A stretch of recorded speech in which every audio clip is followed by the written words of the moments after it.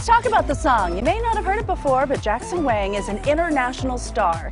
And this music video you're watching has nearly 75 million views on YouTube. Part of the magic is the choreography by local dance crew, the Kinjaz. In fact, some members are featured in the video. And as we celebrate Asian American Pacific Islander Heritage Month, we wanted to find out how the Kinjaz came to be. CBS 2's Rina Nakano has their story.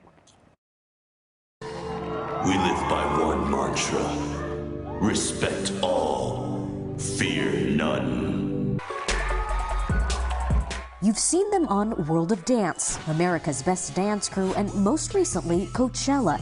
The LA-based Kinjaz dance crew has been inspiring audiences on the world's biggest stages for 12 years. But how did it all begin? I always had an interest, but I had to practice a lot to get to where I'm at. Mike Song is the dance company's co-founder, the son of Korean immigrants who run a gas station in Inglewood.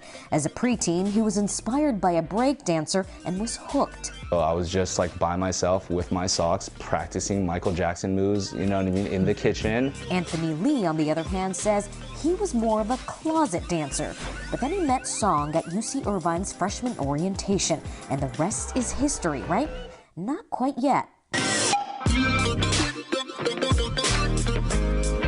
While Song immediately pursued dance after graduation, Lee spent 3 years at a stable corporate job. He's the son of Vietnam War survivors and thought it was the right thing to do. Then in 2010, the two made a pact. One last performance at UCI as a new unit, the Kinjaz. Kin, like family, or the Greek root word for movement, and Ja because who doesn't love the Ninja Turtles? Through seeing how much the crowd enjoyed that, I think there was kind of this unlocking of like, yo, what if we just always treat life with a bucket list mentality? The performance was life-changing. I just had no idea why I was like quitting dance anymore in that moment, so I just quit my job instead. From there, the two founders got a core group of dancers together and auditioned for a dance battle show. Little by little, proving to their traditional parents that pursuing careers in entertainment wasn't a pipe dream. I think it wasn't until I got on TV and was dancing on TV that finally my mom like totally flipped the switch. The group soon launched a clothing line, and in 2016, loyal fans from around the world crowdfunded $120,000 to open the first Kinjaz Dojo, a modest dance studio in Monterey Park. It was building, you know, not just a space, it was building inspiration, whether for ourselves or whether for everybody else around us. The Kinjaz then opened a space in downtown and several in China. But in early 2020 came COVID. Traveling and teaching, done. Traveling and performance, done. Hosting competitions, shows, large events, done. One by one, Kinjaz dojos closed their doors. The income stopped and the shame and worry set in. That's when the group shifted to behind-the-scenes work. Through choreographing for different artists and projects, what also ended up happening is that we developed a relationship with Nike. When I put on the shoes as a dancer, I feel like I'm kind of cheating. Pushing the edge of the artist-athlete conversation, in 2021, the Kinjaz helped design the Nike Air Sesh, the world's first performance sneaker made for dancers. This gave the group confidence to expand the Kinjaz brand. And we created an instant noodle company called Kinjaz Noodles. And that was, I would say, the craziest thing to come out of the pandemic. And for their most recent project, the Kinjaz returned to their roots.